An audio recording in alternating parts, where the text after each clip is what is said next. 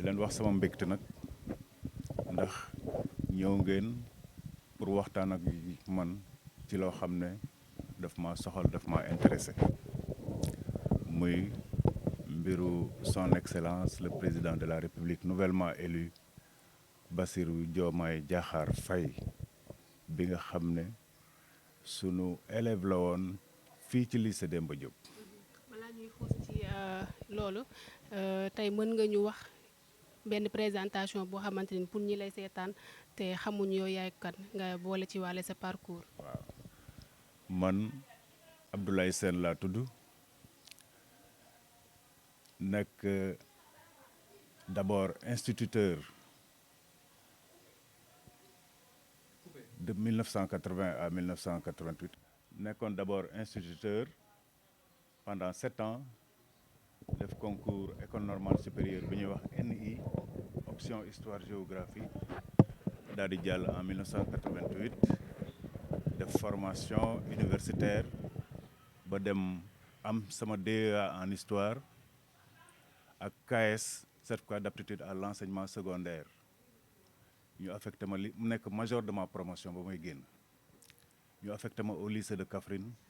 Babacar Kobar Ndaw ma def fa 3 ans soog a ñëw lycée Demba Diop en octobre 1998 foofu ma def fa 3 ans également admis concours inspectorat en décembre 2001 génn 2003 j'ai servi jusqu'en 2017 année durant laquelle j'ai pris ma retraite en somme loolu mooy sama parcours professionnel. tey est-ce que mën nañ xam sa relation ak son excellence Bassirou Diomaye Faye. man sama relation ak son excellence le président de la république c'est une relation particulière ndax bi ma ñëwee Mbour en octobre 1998 laa ko yore première L2A première L'2A lycée Malick Sy lycée Demba Diop mu nekk élève boo xam ne ni élève bu xarañ la woon am yar am teggin un élève studieux véritablement respectueux de tous les professeurs très ambitieux très correct personne n'a jamais eu quelque chose à lui reprocher benn professeur mënul wax ne lii Bassirou moo ko def wala lii moo ko def ci loo xam ne ni tegul woon ci yoon donc élève bu professeur yi nawoon la ndax yaram ak tegginam ak nangoo jàngam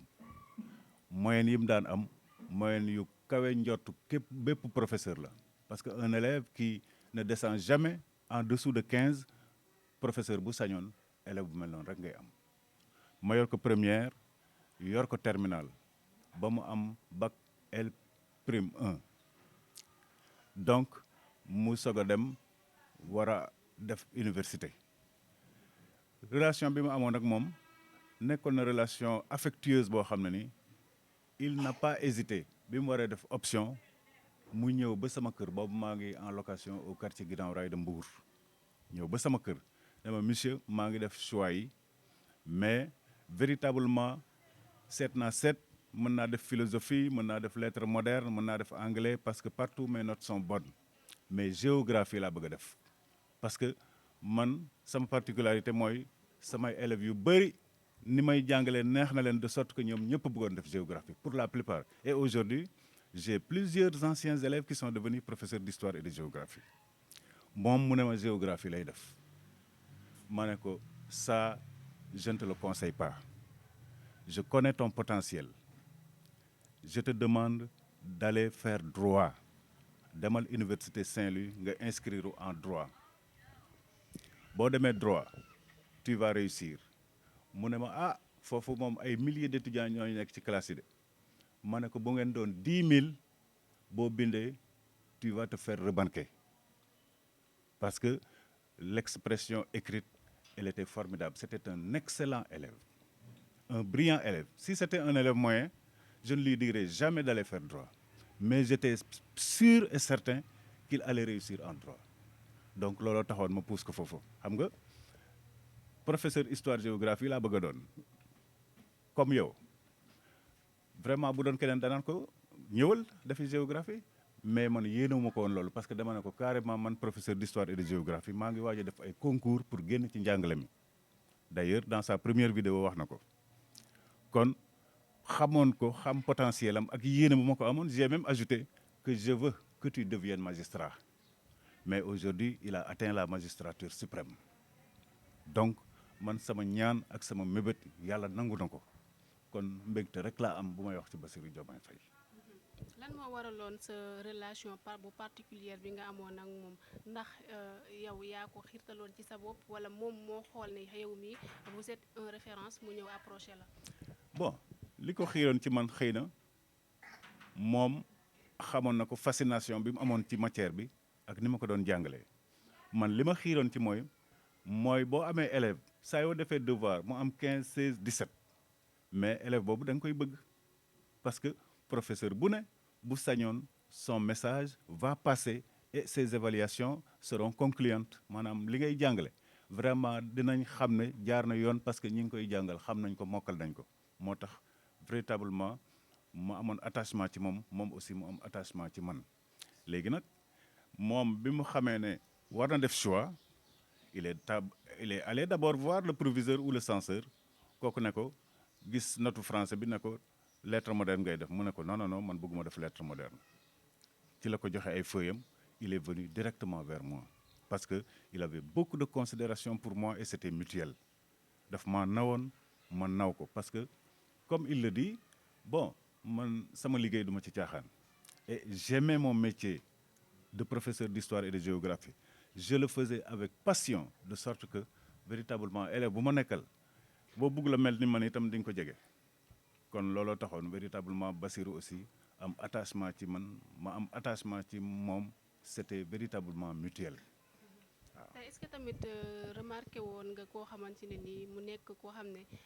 d'habitude bu grève di am wala révolte di am moom da ciy bokk da koy jiite est-ce que nekkoon na bañkat boo xamante ne nii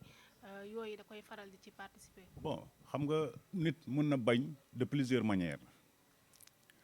mun nga bañ par une indignation passive maanaam li ñuy def mi neexu la mais tu ne vas pas manifester man mun naa indigné wu mais je ne vais pas manifester être au devant de la scène parce que am naa ambition yu may nourrir xam naa fa ma jóge xam naa fa ma bëgg a jëm mais de toutes les façons c'est quelqu'un qui a toujours refusé véritablement loo xam ne ni du dëgg wala du yoon moom da ko mës a bañ parce que ku dit ku ambitieux la ku bëgg boppam la ku xam fa muy jëm la parce que xam na fa muy jóge xam na lu mu war a tekki ëllëg ak si biir. est-ce que tamit doon nga toog des fois ngay xalaat ne sama élève bi kat dans l'avenir mën na nekk quelqu'un dans ce pays. est-ce que sentiment boobu noonu doon na la arrivé. oui j'avais le sentiment j'avais vraiment je peux même dire la certitude que kii dina réussir fi ma ko jubal parce que boo ko déggee mu wax sax bi ma ne ko demal Saint-Louis moom il a demandé Saint-Louis et Dakar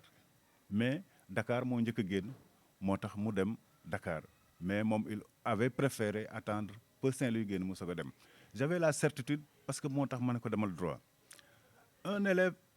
brillant excellent qui peut faire un devoir une dissertation de 7 pages sans que le professeur puisse souligner une seule faute mais kooku il peut réussir en droit il peut réussir en lettres il peut réussir en histoire il peut réussir en médecine surtout que il a une intelligence au-dessus de la moyenne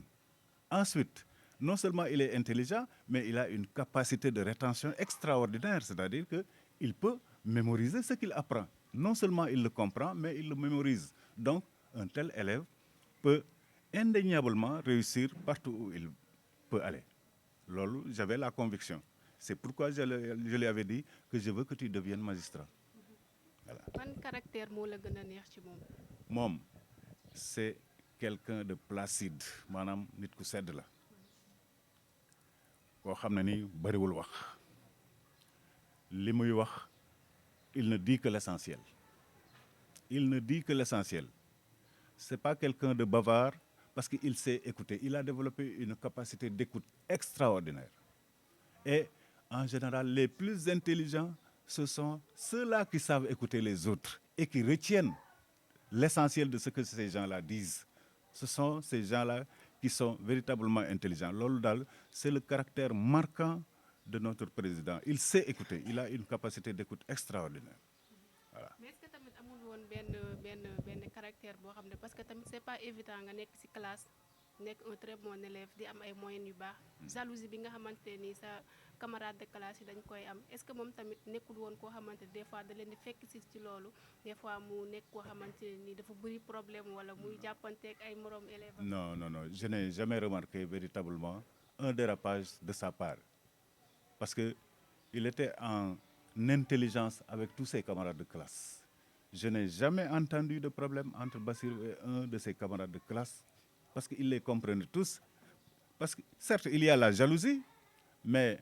la jalousie aussi, on la consomme. On peut être victime d'une jalousie, mais il faut l'accepter, il faut la gérer. Et certainement, il a eu à gérer cette jalousie de ses camarades, mais je ne pense même pas, parce que véritablement, il n'est pas de ce genre à avoir des relations qui peuvent entraîner la jalousie de quelqu'un envers lui. ba ci professeur yi ko doon jàngal aussi. Tous les professeurs sont unanimes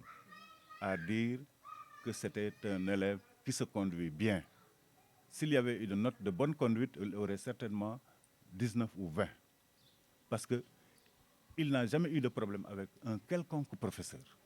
Tous les professeurs l'estiment. D'ailleurs, les témoignages du lycée le prouvent à suffisance. Donc, c'était un élève véritablement très correct, très travailleur, studieux, intelligent, régulier, ponctuel. C'est véritablement ces caractères qu'on connaît chez notre président de la République, Bassirou Diomaye Diakhar Faye. sànq wax nga ci sa biir wax ne nga dafa nekk koo xam ne dafa sedd. dafa mën a communiquer. dafa am maîtrise de soi. mais est-ce que tamit qualité boobu noonu des fois du nekk défaut ci ñenn ñi lu ci mel ni tey bu mu nekkee le président de la République parce que des fois mën na wax sax nit ñi di ko critiquer ci la manière dont il parle. Bon, être calme ne signifie pas ne pas bien s'exprimer. Maanaam mën ngaa sedd te bu wax jotee nga wax loo xam ne c'est percutant, pertinent et convaincant. Et il l'a prouvé hier lors du discours à la nation. C'est quelqu'un qui sait s'exprimer. Il sait ce qu'il dit. Il sait utiliser les mots convenables pour le dire. Et il le dit de manière percutante, avec la gestuelle qu'il faut, avec le regard qu'il faut. Et c'est ça l'expression orale. Booy wax ak nit ñi da nga leen di xool di wax di yëkkati say loxo bu fekkee ci espace bu mag la ngay dem di dikk et cetera. Donc véritablement il n'a pas de problème dans l'expression du tout. Et je ne pense pas que ceux qui critiquent, bon, ils auront toujours à critiquer. Comme disent les Ivoiriens, les jaloux vont maigrir. Mais lui, il sait où il va et il ira, Inch'Allah, il va atteindre ses objectifs. Mais est-ce que relation bi ngeen amoon tey mu ngi continuer di am ba léegi est-ce que yaa ngi koy jot téléphone. Ah bien sûr, véritablement c'est son séjour en mujjee jot téléphone. ci 2023 bi jot naa ko ci 2023 avant qu'il n'aille en prison.